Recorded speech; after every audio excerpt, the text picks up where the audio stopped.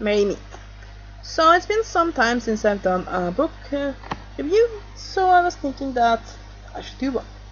The book I want to review today is The Modern Herbal Spellbook, The Magical Uses of Herbs by Anna Riva.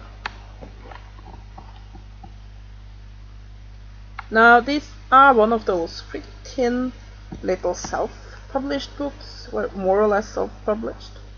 Can't find a publisher on here. It does have some ESBN though. And yeah, when you hear the title of this book, it sounds like it's a typical spell book. There's with a lot of spells, but most likely this, more accurately, these are basically a lexicon with a lot of herbs and their magical uses. So let's start going through it, shall we? So basically it begins with just some information what the author has written. Otherwise, he's the author of Prayer Book, Power of Palms, and so on and so on. Just written a lot of these small little self-published like spell books and other occult books. So basically we begin with the content, and it's quite cute. It has a little illustration. Can't see too much because of the lighting here, but yeah. The contents are introduction, black magic, exorcism and casting out devils, dressing candles with herbs, business, money and wealth, good luck, herb mixtures and potpourris, health, beauty and long life, astrological herbs, planetary herbs, love and attraction, planetary hour guide, power, psychic, spiritual and worldly, protection, wishing, divination and making dreams come true, conjure bags and miscellaneous purposes. So yeah, basically what you then have, you have a little bit of an introduction which just talks about herbal magic. Then you have herbs and roots for black magic, and as you can see, it's just lists with little one paragraphs about each herb. So for example, we have Balmoni, a plant of the figmot family. This is a powerful hexing root which is ground up and added to numerous incense mixtures. Bittersweet. Gather in your hand a fistful of this produce, a fistful of this and produce your curse. Well, basically, bloodroot. If thrown on the doorstep of a witch dwelling, it turns the witch spells back to the sorcerer. It's basically a lot of folklores and traditional uses of herbs. So yeah, for what each section, that's what you have. Herbs for dressing candles, which then has a brief description about a page or so for how to dress them, and also a page about exorcisms, and then back to just lists of herbs. Chamomile, a herb of the sun, it is believed to be very good for drawing money towards the possessor before playing games of chance. Wash the hands in a tea made of a spoonful of chamomile, 9 drops of gambler oil and 2 cups of water. So basically it's not spells as such, it's herbs and how they are used in magic. And there are little illustrations now and then. A simple little. So it's a very simple book. I do like the illustrations there. It's quite. And for a relatively self-published book, it's one of those tiny little publishers which basically makes it self-published. The book is pretty good quality, the print is very clear, doesn't have dead spaces, the cardboard is okay, it's a little bit flimsy, the illustrations are fine, and the information in here is quite good. Basically what this book is, if it can't compete with things like the various Llewellyn herbal guides and so on, But for what it is, it's a very nice pocket-sized book that you can easily have in your bag, which gives you a lot of various forms of magical uses of herbs. And of course, the information is somewhat limited because they all have just one paragraph, but they are well organized into groups, so that you want money spells, you just look in the index, find where the money is, find herbs that's good for money. If you want health, you find the one that's good for that. If you want curses, you find the ones that's good for that. And since it is basic magic, it doesn't really preach. It doesn't preach that spells curses are so horrible and so on. No, it just presents herbs and it presents the lore around them. Now, the book is less New Age and basically what you will, what the herbs are used for today, and more folklore. So it's more basically folk magic we're talking about here. But it is quite useful, so that, for example, if I wanted to, I decide I want some luck. Let's find this chapter for luck. Good luck. 19 to 21. Let's find it. 19. We got 90. So then I can find that basil, for example. An old voodoo custom requires that one soak half a cup of basil in a pint of water for 3 days. The water is then sprinkled at the entrance in the aisles of a place of business to attract trader customers, to take away thieves and vandals. Less touchable.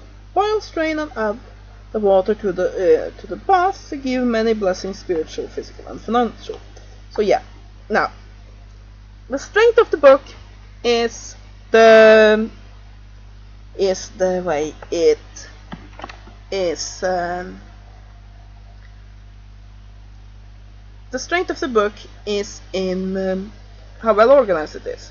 It's very easy to find out, this is the kind of magic I need, and then just finding a spell that works for that need. The weakness of the book is that it's so little information on each herb, and many of these herbs have so many uses. It sort of feels very limiting to say, oh well, it's basil, it'll work for just this purpose. No, basil has a lot of purposes. So yeah, it is what it is. It's a very small little book. Do you recommend getting it? Yeah, I do. I think it's fun. It has a lot of these little traditions from all around the world pertaining to these herbs. But if you want to learn a lot about herbal lore and magic, then there are better books out there. But for a little fun guide, for basically little fun things to try, for whatever reason you need, or for learning about some of the folklore around these things, I think it's pretty good. But like I said, and there's so little about each herb that makes it sort of limiting. If you know something about herbs from before, so you don't need that information. If you're just looking for quick, easy little herbal spells, that's a book for you. Another thing I want to note about this book is that people that say, you have to cast a circle, you have to spend 3 hours in a ritual for something to work. No. This is folk magic. Most of these are folk magic. And folk magic is quick and easy. Now, why is folk magic quick and easy? Well, because most of it comes from a time where peasants didn't have the time. Because peasants were the ones that mostly used folk magic. And they just not have the time to sit around and do a 2-hour ritual, because they were pretty busy trying to stay alive. And magic was quick and easy little things meant to make their lives better. So let's just open up a random herb here for a spell about that.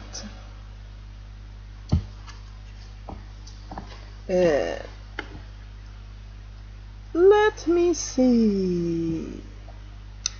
Licorice stick. To gain power over another, anoint a stick with controlling oil. Write a person's name on the parchment with dove's blood ink 7 times. Wrap the paper around the stick and tie it with a red cord or thread. Carry the stick to the person's home and bury it in their property as far as close as possible. Within 7 days, the one will come to you for advice or assistance. Quick and easy. We can find one even easier. Poppy seed. To divine the future, fling a few seeds under burning coals with a question in mind. If the smoke rises lightly and disappears quickly, it's fortunate. If the smoke hangs heavy and low, it's certainly a bad omen.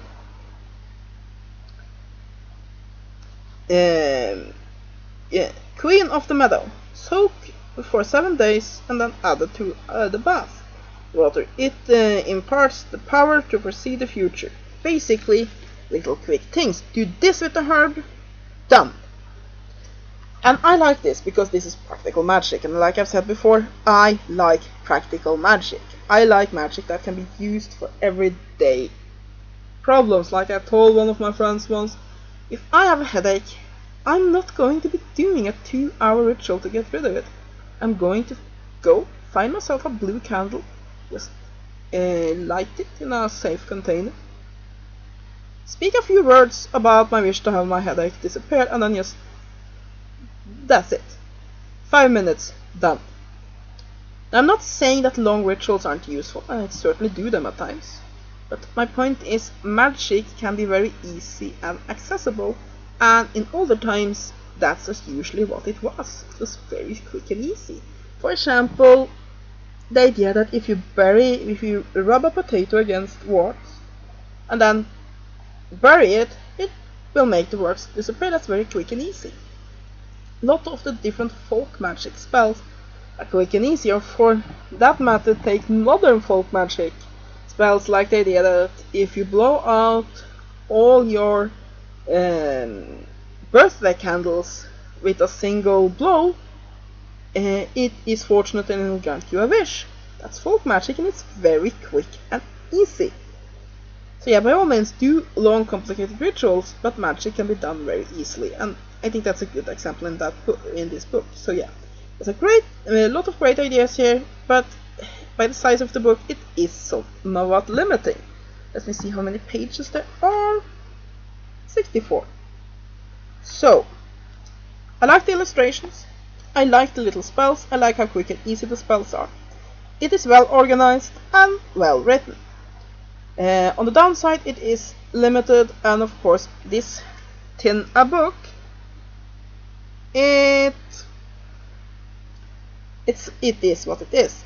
So yeah, if you can get this relatively cheap, I would definitely recommend it. I'll give it 8 out of 10. It's a good book. But very often these very small books are overpriced, especially if you have to order it from somewhere when you get shipping and so on it. But can you find it for, I would say, no more than $5?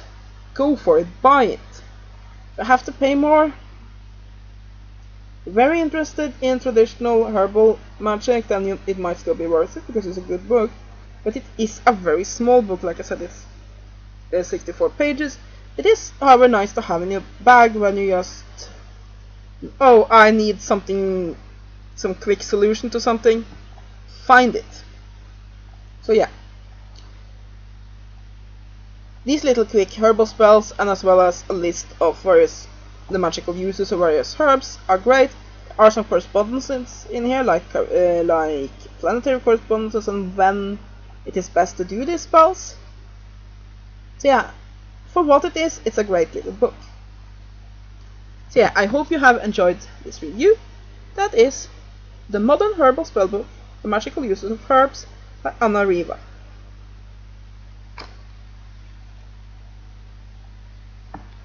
Have a great day, and blessed be.